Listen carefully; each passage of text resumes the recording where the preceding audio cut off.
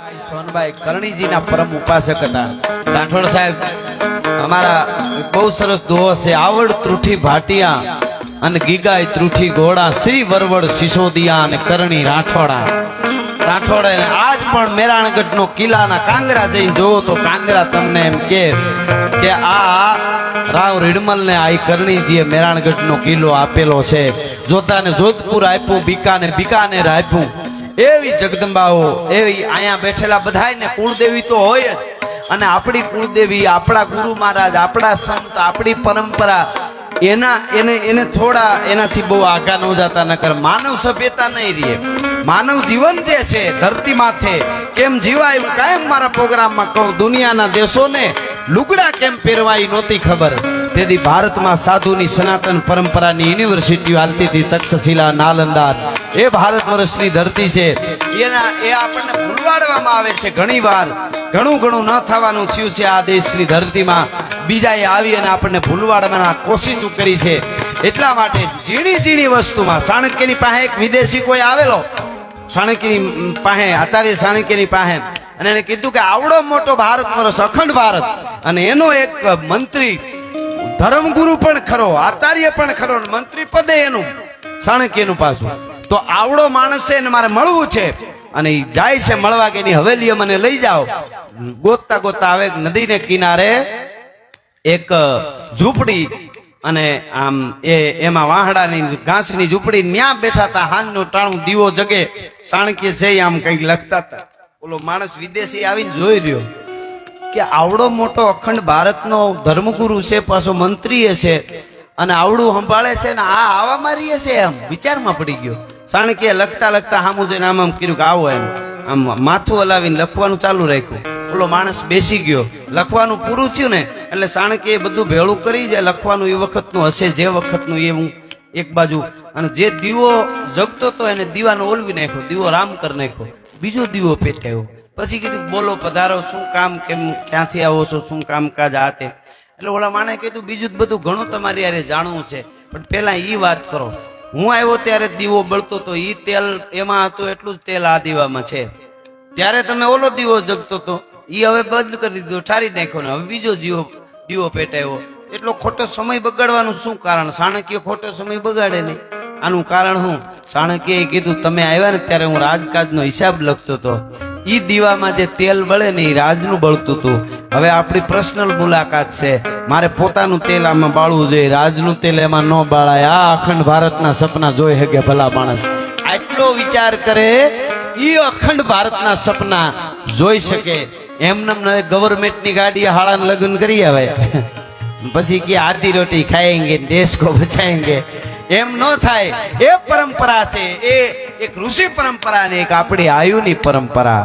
આપી દેવું, વગડામાં રહેવું, ઢોરા ચારવા અને બીજાને આપી દેવું, એવી અમારી પરંપરા, આ જોગમાયાઓની પરંપરા છે. એટલા માટે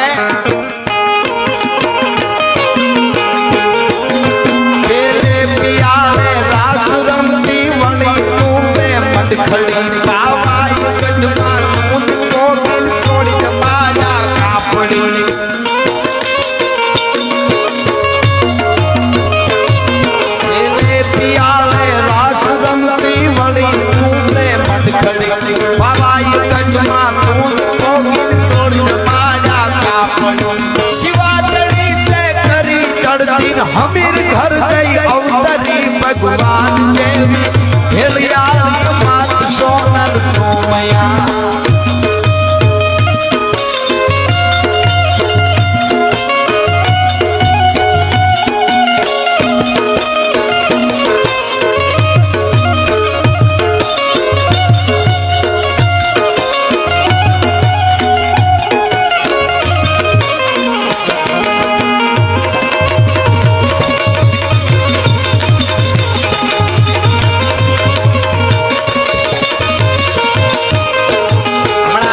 એપલનો ફોન આવ્યો, લાઈનો હતી, આપ જોવો છો. આપ બધા એપલનો ફોન આવ્યો ને એટલે લેવા માટે મુંબઈમાં બધા કેટલાક એક જણો કેવું 21 કલાક ઊભો ત્યારે મળ્યો. એનો ફાઉન્ડર એટલે એનો માલિક સ્ટીવ જોબની કોકથી વાંચજો. એ ચોખ્ખું લખે છે કે હું આવડો મોટોમાં, હું દેણામાં કરી ગયો તો હું કરવું એ મને નહોતું હુજતું. સ્ટીવ જોબ એમ કે છે. અને પણ મને આવડું મોટું નામ ને આવડી કંપની ને એટલું એપલ ને આવડું નામનું હવે તો એ નથી આ દુનિયામાં, પણ એ સ્ટીવ જોબ એમ લખે છે કે હું આવડો મોટો થયો ને તો ભારત વર્ષની ધરતીના એક સાધુને કારણે નીમ કરોલી બાબા, કેચી ધામ, આખું ઈ તમે વાંચો તો ખબર. અત્યારે તો હું આ ટૂંકા તમને દાખલા દઉં છું. એનું કારણ મૂળમાં ઈ છે. ફેસબુક અટાણે વર્લ્ડ આખામાં છે, આપણે ત્યાં ફેસબુક ની કોને ખબર ન હોય. હા અભણ હોય કે ફેસબુક ખોલતા જરા ઈ એમાં વળગ્યા હોય ભાભા. અમુક પછી ગમે ઈ જવા દેતા હોય, નો હોય એને લાયક ઈ તો કઈ ખબર ન હોય એને. ભાભાવની આપણી એક મજા છે.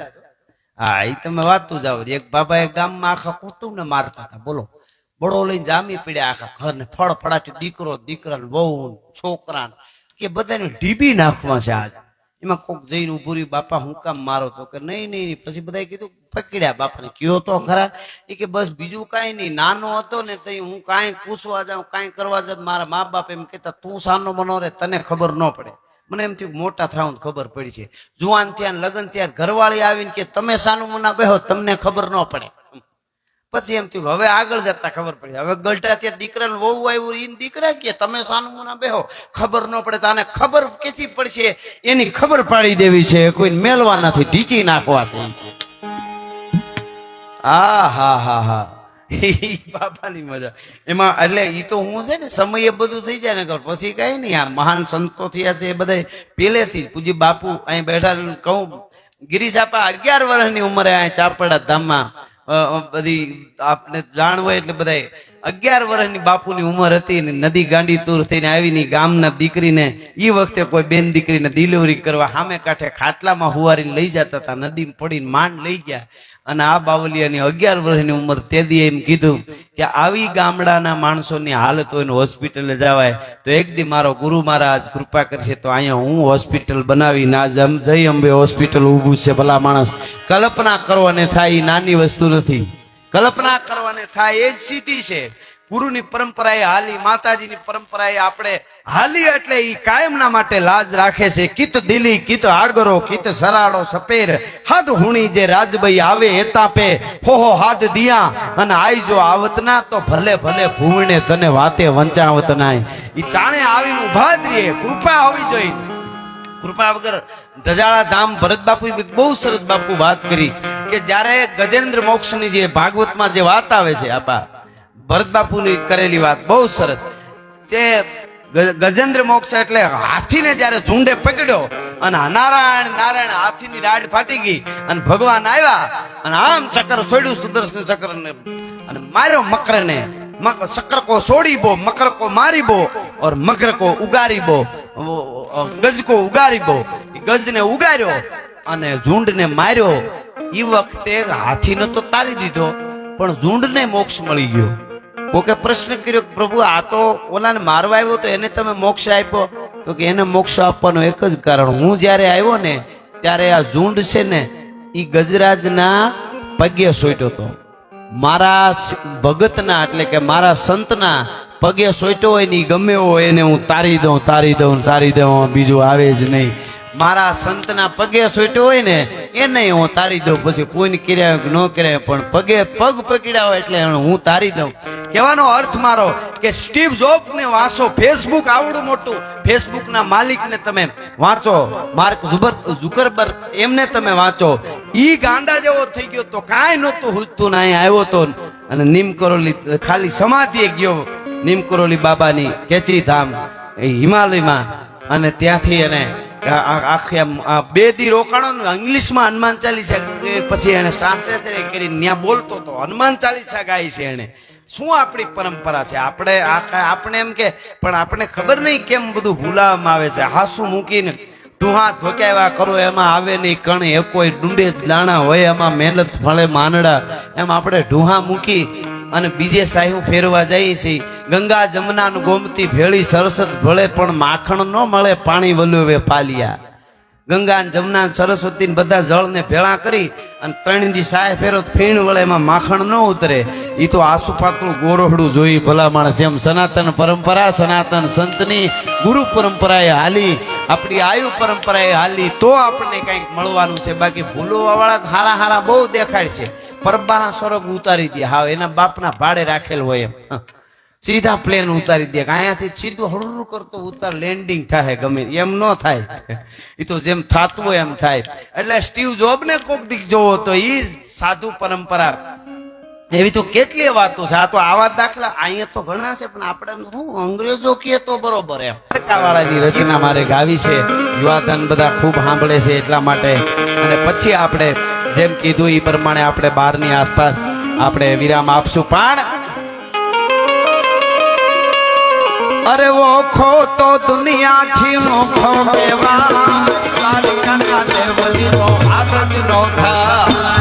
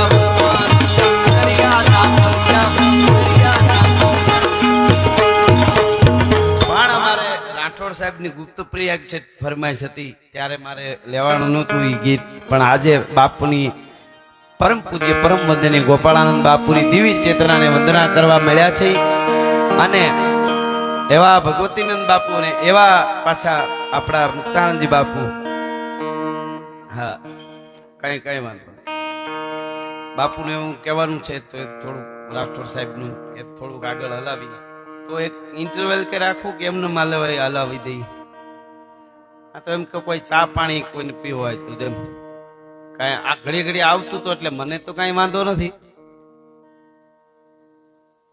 હા એ તો હું એક આ રચના ગાઈને પછી થોડુંક ઇન્ટરવ્યુ રાખી દઈને પછી 12:30 સુધી આપણે ભેળા હવે ગુરુ વંદના એટલે જાતા નહીં. અડધી કલાકમાં કાંઈ ઘેરે જઈને આપણે કઈ કરોડો કમાઈ જઈએ એવું તો છે નહીં કે ત્યાં જઈને થોડુંક આપણે એમ કે પૈસામાં થોડું ઓલું થાય એવું. પણ એક આ રચના તમને બધાને મજા આવશે. બાપુની વંદના કરતા મેં લખેલી કે અમારા મુક્તાનંદજીની એવી ફૂલવાળી રે. શબ્દો પર ધ્યાન દેજો, મજા આવશે. અરે પ્રેમના પાણીડા બાવલીઓ પાઈ દાડી દાડી મારા મુક્તાનંદજીની એવી ફૂલવાળી. હવે સાંભળજો, શબ્દો છે કે સતને ધર્મ નાયણે છોડવા ઉગાડ્યા રે. સતને ધર્મના બાવલી જે એ છોડવા ઉગાડ્યા રે. અને પછી ભાવનાની લીલી જે માં વેલડીઓ વિટાળી અમારા મુક્તાનંદજીની એવી ફૂલવાળી. આ મને ગમે છે ને આના પછી મને એમ લાગે ખોનભાઈ માની એકાદ રચના લઈ લે. હવે આપણે બંધ કરવું એના કરતા લડી જ લઈ તો જ મજા આવે છે. એમાં હું પછી લાવ્યો એ જે લાઈવ જે મજા છે એમાં પછી ખોટો ભાંગો પાડવો. હા પણ આ શબ્દો મજા આવે છે. આંબારે ઉછે જ્યાં બાવલી જે આંબલી ઉછેરી રે. અને બાવળને જ કાટા કેરી ટેવું તો ભૂલાડી. કેટલાય બાવળને કાંટા આવવાની ટેવું બાપુએ ભૂલાવી દીધી. અમારા મુક્તાનંદજીની એવી ફૂલવાળી. અને જુદી જુદી જાતું કેરા જુદા જુદા જાડવા રે. ગિરિજાપા જુદી જુદી જાતું કેરા જુદા જુદા જાડવા રે. અને અહીંયા બધાને રેવાની જો ને એક જ છે યારી અમારા મુક્તાનંદજીની એવી ફૂલવાળી. અને વિવેક ને વચન ની બાવે વાડ્યું તો બનાવી. વિવેક ની જે વાડ છે ને એ અદ્ભુત છે. વિવેક ને વચન ની બાવે વાડ્યું તો બનાવી. પછી કાપી તો શકે નહીં એને અધમની કુવાડી અમારા મુક્તાનંદજીની એવી ફૂલવાળી. હવે સાંભળજો, હેતનો હિમાલય અમારો બાપુ મુક્તાનંદજી રે. હેતનો હિમાલય અમારો બાપુ મુક્તાનંદજી રે. રાજ કે ધર્મની બાવે ડાળિયું નમાડી. આપણને ડાળ પકડી ધર્મને નમાડી કે લ્યો આંબી લ્યો આ ડાળ, હું તમને મદદ કરું. રાજ કે ધર્મની બાવે ડાળિયું તો નમાડી અમારા મુક્તાનંદજીની એવી ફૂલવાળી. સાધુ સંતોને શું આપી શક્યા? એ તો ભજન ધૂણો કરીને બેસી જાય તો એનો મનખો સુધરી જાય. પણ સંસાર છોડ્યા પછી સંતોની એ સંસારીઓની ચિંતા કરે એને સંત કહેવાય. એ સંત પરંપરા અમારી મંડળાવાળી સોનબાઈને યાદ કરવા હોય તો કે ભગવાન જેવી ભેળિયાળી માત સોનલ કુમયા કરને નમે સંસાર સગળો.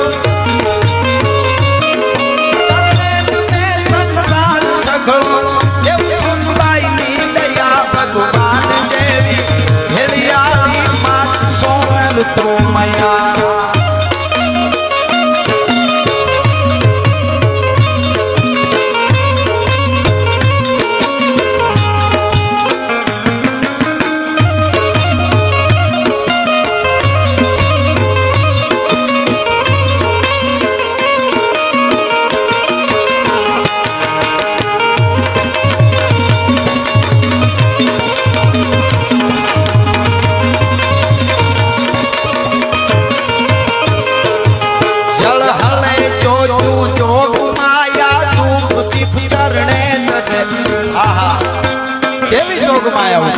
કંબાવ